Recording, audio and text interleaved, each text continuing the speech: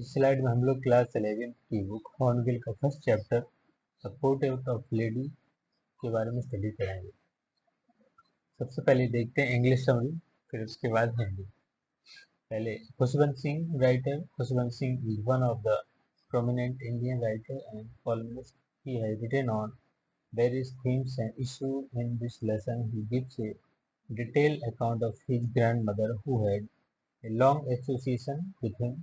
The old short and a little bent grandmother are clad in white clothes and keep on telling bits of her rosary.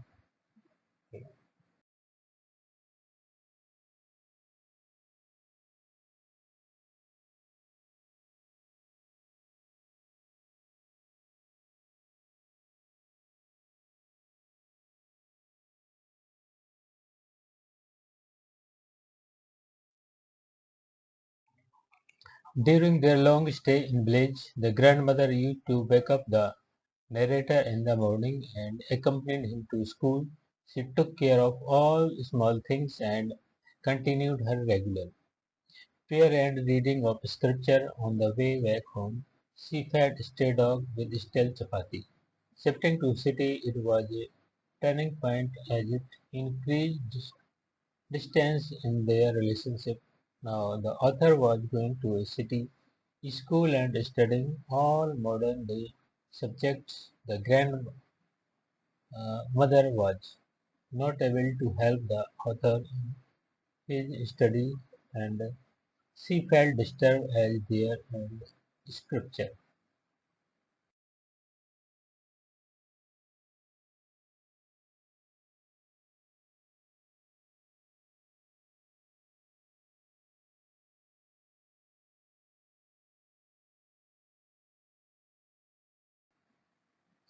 The grandmother devoted her time in praying, spinning and feeding sparrow.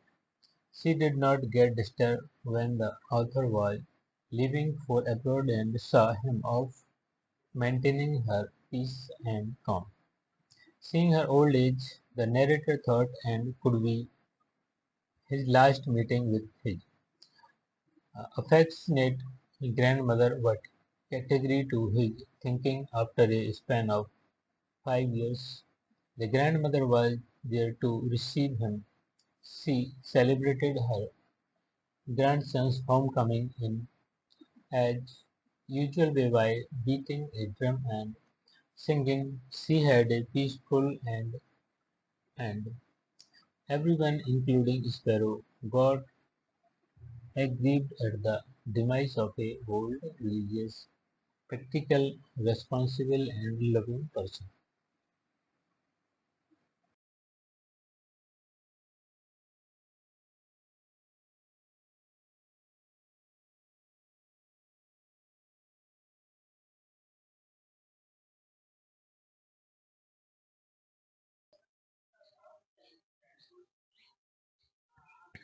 इस slide में हम class 11th की book English book hornbill का first chapter portrait of lady की study करेंगे।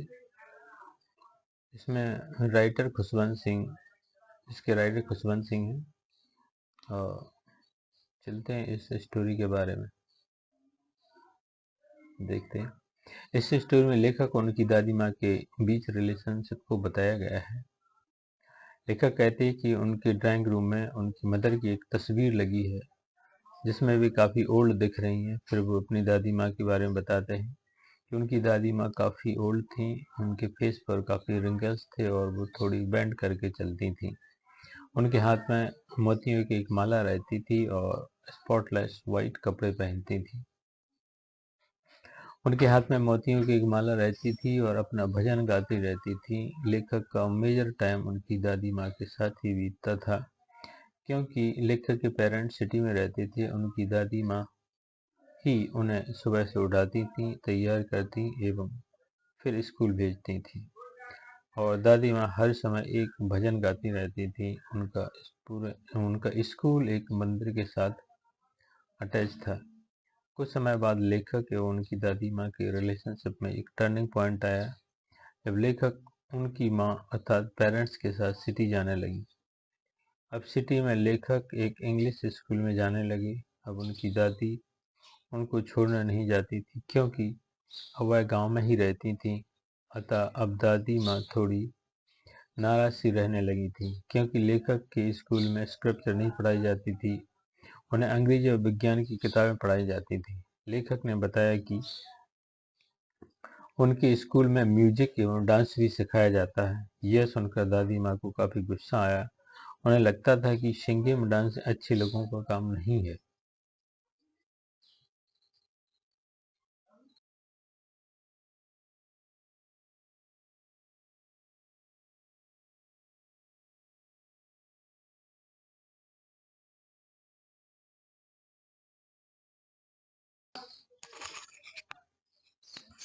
अब लेखक और बड़े होकर यूनिवर्सिटी चले गए तो उनके बीच बातों की लिंक भी खत्म हो गई। अब लेखक को पढ़ने के लिए अलग से रूम दिया गया। अब दादी माँ अधिकांश समय चुप ही रहती थीं और अपना समय शाम को बरामदा में बैठकर चिड़ियों को दाना खिलाकर पास करती थीं। ये चिड़ियाँ उन्हें काफी शांति देती थीं। कभी उनके कंधे पर बैठती, कभी पैर पर बैठती, कभी सिर पर बैठती। लेखक कहता है कि ये समय उनके लिए सबसे अच्छा होता था। अब लेखक पढ़ाई करने के लिए विदेश जाना चाहते थे, तो उन्हें लग रहा था कि जब वो वापस आएंगे तब दादी माँ काफ़ी ओल्ड हो चुकी होंगी। लेकिन यहाँ पर दादी माँ को कोई गलत फीलिंग नहीं हुई। वो लेखक को भेजने के लिए रेलवे स्टेशन तक गई। जब 5 वर्ष बाद लेखक वापस आते हैं तो उनकी दादी माँ उन्हें रिसीव करने पुनः रेलवे स्टेशन गई। तब लेखक ने देखा कि दादी माँ ज़्यादा ओल्ड एज नहीं है जैसा मैं सोच रहा था। शाम तक दादी माँ का व्यवहार काफ़ी बदल गया था। आज शाम को उन्होंने प्रार्थना नहीं की, बल्कि आसपास की महिलाओं को इकट्ठा कर ढोल लेकर होम कमिंग वॉरियर के स्वागत गीत गाने लगी। काफी थक जाने के कारण अगले दिन बीमार पड़ गईं। उनको लगने लगा कि अब उनका मृत्यु का समय नजदीक आ गया है और उसी दिन एक्सपायर हो जाती है।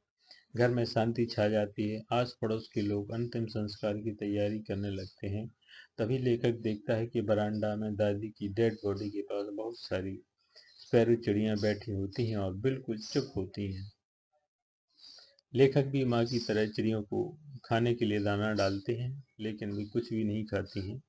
कुछ देर बैठने के बाद सारी चिड़ियां वहां से उड़ जाती हैं और फिर कभी वापस नहीं आती हैं।